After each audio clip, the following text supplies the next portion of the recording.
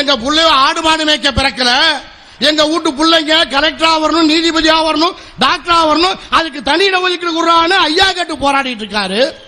அம்மா ஆடு மாடு கொடுக்குது. பன்னி கொடுத்தா என்ன பண்ணுவான் நம்மாலு? மாடு ஒரு குட்டி தான் போடுது, பன்னி 10 குட்டி போடுது, நல்ல வருமானம் தான் பன்னி மேய்க்க கிளம்பிடுவான்.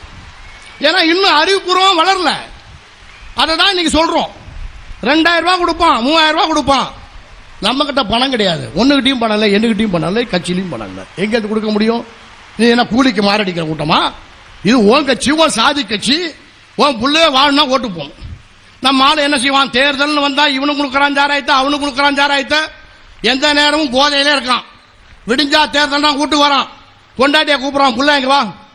எத்தனை ஓட்டு நம்ம ஓட்டுல இருக்கு? வீட்டுல இருக்கு 6 ஓட்டு இருக்குங்க. சரி, அவங்க 2000 ரூபாய் கொடுத்தாங்க, இவங்க 3000 ரூபாய் கொடுத்தாங்க. சரி, 2000 ரூபாய் கொடுத்தவனுக்கு 2 ஓட்டு போடு, 3000 ரூபாய் கொடுத்தவனுக்கு ஒரு 3 ஓட்டு போடுமா.